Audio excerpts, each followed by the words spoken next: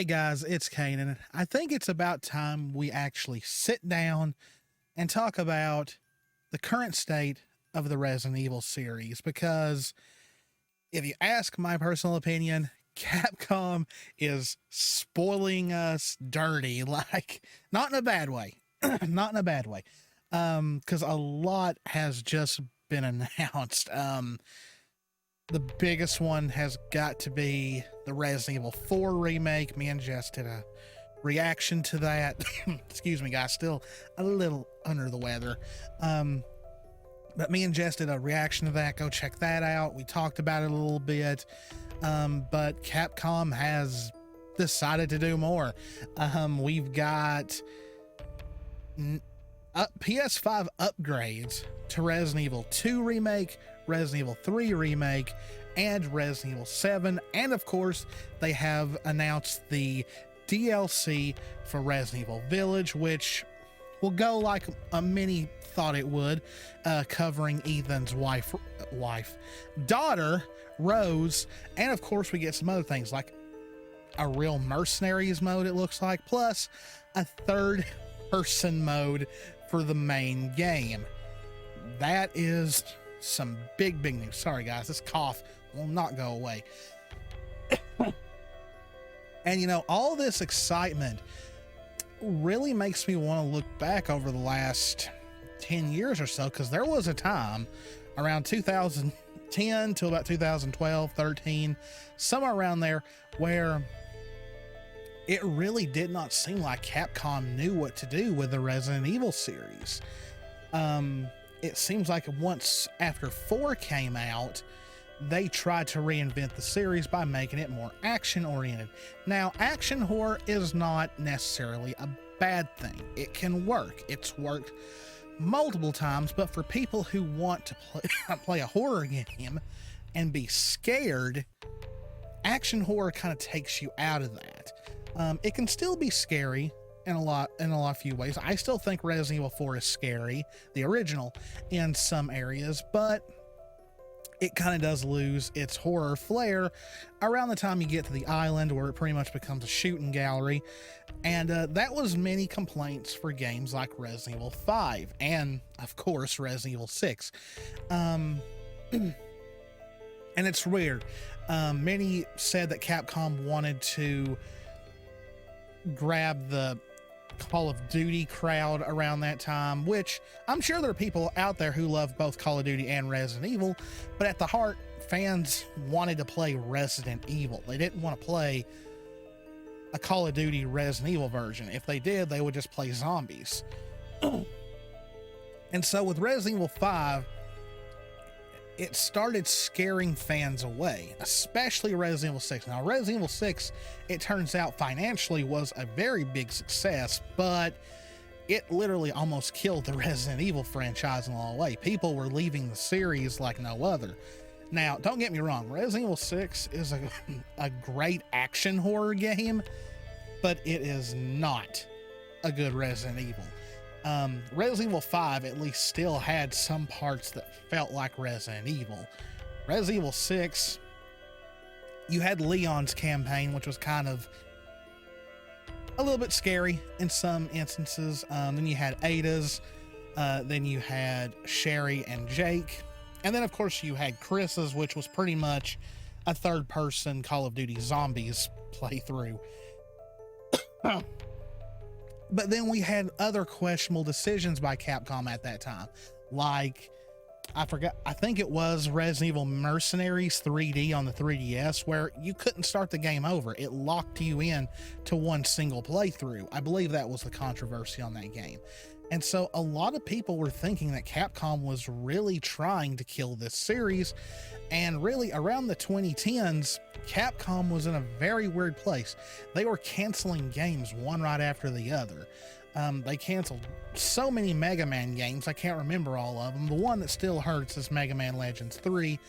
But other big series that they're known for, like Dino Crisis and Darkstalkers, they've not touched in decades, it feels like. Really, it seems like if it wasn't Resident Evil, the only other series that Capcom would really delve into would either be Street Fighter or Monster Hunter, which Monster Hunter's always been good, but it just seems like Capcom were playing it safe. I mean, how many versions of Street Fighter 4 did they come out with? It was just a really bad time for Capcom. And then there was reports that at that time, Capcom only had 152 million in the bank. Now, for me and probably you and many other people, 152 million, that's a lot of money. Enough money for you to live comfortably, retire at a young age, and just live off of is more than enough. But for a AAA developer that's making these really AAA games that cost a lot of money, that was not a lot of money. Now, I don't know if Capcom ever was in any danger at that time of going under, but they're still around today in 2022. So obviously, either those reports were very exaggerated or they bounced back. Now, of course, they have had a lot of big hits since then. Monster Hunter World, Monster Hunter Rise, Street Fighter V was well received. They've just announced Street Fighter 6, I believe, and they've had other hits since then, but Resident Evil, for a lot of people, has still been in limbo for a while. We had Resident Evil Revelations on the 3DS, which was a really good game. It was classic Resident Evil. It was actually scary, but then again, it was on the 3DS. Not a lot of people wanted to play it on the 3DS, but thankfully, Revelations was eventually ported to the PlayStation 3 and the PlayStation 4, and I believe the Xbox 360 and Xbox One. And then, of course, we had Revelations 2, which there are people who loved it and there were people who didn't like it. They didn't think it was as great as the first game. But we've still not heard anything on a Revelations 3.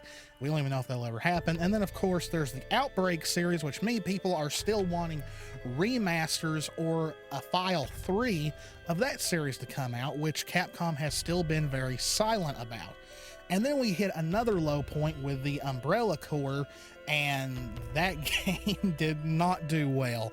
That was pretty much Capcom's, I think, last attempt to try and turn Resident Evil into like a action-oriented third-person Call of Duty-like game. Umbrella Corps did not do well at all. And then, of course, we come to where we are now, starting in 2017. Well, actually, before that, Capcom kind of, in a way, I think they were trying to see maybe if people were still wanting more Resident Evil. Because then we saw a large wave of re-releases. Resident Evil Code Veronica, the HD version, was put onto the PlayStation 4 for PlayStation 4 on, no, I think it was PlayStation 3, but then it was eventually put on the PlayStation 4 store. So that comes out. And then, of course, we had the Origins collection, which had Resident Evil 0, and to this day, still my favorite game in the series, Resident Evil 1 Remake. And then we had PS4 and Xbox One versions of Resident Evil 4, 5, and 6 released. Resident Evil Revelations 1 got a PS4 and Xbox One release. And of course, Resident Evil Revelations 2. So it seemed like maybe Capcom was testing the waters to see if, who knows? I don't know if Resident Evil ever came close to being canned by Capcom, but it seems like when they had that long campaign of re-releasing most of the Resident Evil series onto PS4 and Xbox One, maybe they were testing the waters to see what to eventually do. And then, of course, we have Resident Evil 7 Biohazard. To this day, still a game that has turned off some hardcore fans because of the first-person camera. But you gotta remember, this is not the first Resident Evil to have a first-person view. The Resident Evil Survivor series had it. But I remember seeing Resident Evil 7, and though at first, yes, I was very confused on how this game would connect to the overall series, especially when more details about it came out. but I was excited because Resident Evil was scary again. It was going back to pure, unadulterated survival horror. It was scary. And you all know, Jess does not like horror games, but she could stand Resident Evil for the most part because, yeah, they're horror games, but they're kind of silly too. They've kind of got campy dialogue in a lot of them. They're kind of silly in some points. But she could watch me play 0, 1, the PS1 versions of 2 and 3, 4, 5, and of course she can handle 6 because 6 is not scary at all. But to this day, she cannot sit and watch me play Resident Evil 7. She does not like 7 at all. It freaks her out. It gives her anxiety. And to me, I was enjoying every moment of. You can ask her when 7 was getting close to releasing. That's all I could talk about. I was so hyped for 7 that I put "Go Tell Aunt Rhody" on a disc so I could listen to the song because I was so pumped for this game. And I enjoyed 7. I loved it. I played the entire game minus the DLC on the channel, so you should go watch those. But then, of course, we had other releases that were rumored, but many people didn't want to believe it until we got some official announcement. But then we had Resident Evil 2 Remake and then Resident Evil 3 Remake. Now, Resident Evil 2 Remake is great. I've started it on the channel, but I've not finished it yet. Though I was a little bummed that some parts of the original game were cut out of 2, but 2 still felt like a full-on game. And then we had Resident Evil 3 Remake. Now, keep in mind, yes, Resident Evil 3 Remake is very short, especially for a $60 game at that time. I think now you can get it brand new for like 20 bucks. But Resident Evil 3 was already a short game. It's shorter than 1, 2, 4, Code Veronica, and most of the others. And yes, they cut a ton out, but for what it was, I still enjoyed Resident Evil 3 Remake. Did it deserve better? Yes. But I don't think there's nothing we can do at this point. The game's been out for several years. Capcom sees it as a success, so there's not much else. Sadly, we'll never get the clock tower and stuff like that. But like I said, I still enjoy Resident Evil 3 Remake for what it is. I love the redesign of Jill. Jill is one of my all-time favorite protagonists in Resident Evil, so I still, for the most part, enjoyed it. Then we had Resident Evil Village. Once again, played the entire game on the channel. You should go watch it. And Resident Evil Village, while more actiony than 7, was still a great game, and it was still creepy, especially the castle. It seems Capcom really knows how to make castles creepy and unsettling. And then, of course, we had the very lovely Lady D, who is still a star in the video game world to this day. So yeah, Village was very, very successful, and Resident Evil's been kind of quiet since excuse me guys, since Village came out last year. Not anymore. We get the announcement for Resident Evil 4, which I am very, very excited. And as I've told you guys, I have a love-hate relationship with Resident Evil 4. I love it. It's one of my top 5 favorite games in the series, but it's where things started becoming an action game and kind of changed the series for a while. But I think this remake is going to be creepier. It's going to be scarier. It's going to be a bit different than the original, so I am very much looking forward to it. I think Capcom is going to hit it out of the park because it is the same team that worked on, I believe, 7, Village, and the Resident Evil 2 remake. It's not being outsourced like the 3 remake. We may get some small cuts. I don't think the Salazar statue is coming back, or the lava floor in the castle. I don't think stuff like that is coming back, but I think for the most part all of the game will be there. And then I was shocked. I did not watch any of the showcases. You all know I've got that new job. It takes up a lot of my time, so I did not have time to react to them this year. But we've got now PS5 upgrades of Resident Evil 2 Remake, Resident Evil 3 Remake, and 7. And yes, I am downloading those as we speak. So I was very surprised by that. And then of course we get the long-awaited DLC for Resident Evil Village, where we play as Rose, Ethan's daughter, in a new expansion, plus a Mercenaries edition and third-person mode. So yes, Resident Evil is almost seeing like a new golden age right now. It's crazy. And we still have eventually Resident Evil 9, whatever that'll be.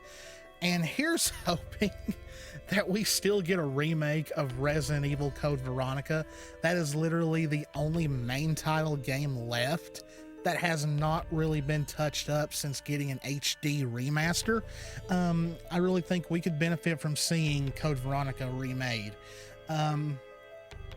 The only other non-Resident Evil game I'd love to see Capcom show some love to is maybe give us a re-release of Dino Crisis, a remaster, a remake. I'd be happy either way. Just give Dino Crisis some love. It's pretty much the sister series to Resident Evil. It's Resident Evil with dinosaurs. Please, Capcom. But I think I've prattled on enough. I'm so excited. When this channel started, there was two things I wanted to include on the channel, and that was Ruby and me playing survival horror games, or just horror games in general. Resident Evil is very much a part of that. I've played 7 on here. I've played 8, aka Village. I've played the Resident Evil 1 remake. I'm currently in the midst. I don't know when I'll go back to it, but the Resident Evil 2 remake. And you bet I will play the Resident Evil 4 remake on the channel. If you guys want me to play some of the PS5 upgraded versions of 2, 3, and 7, let me know. I might do it just to like talk about the differences and all that, if I can really tell any. But yeah, guys, it's just a very, very exciting time for Resident Evil, and I hope Capcom does not stop spoiling us. I hope we get eventually at some point a Code Veronica remake, and of course we've still got Resident Evil 9, whatever that will be, coming out sometime in the future. I don't think they'll remake 5 and 6 because they really don't need it. They look fine even to this day.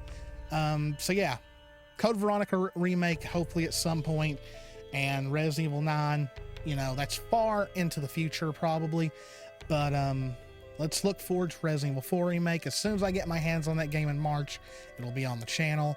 And like I said, if you want to see me showcase some of the PS5 versions of 2, 3, and 7, let me know. Just gotta wait for them to download, because you guys know our internet stinks, so it'll take a few days. But yeah, as always, guys, this is Canaan. Me and Jess love you all very, very much. Stay safe out there. Take care of yourselves. Enjoy the survival horror that is on its way. That is going to be so fun. I cannot wait to play Resident Evil 4. And as always, guys, I'll see you in the next one. See ya.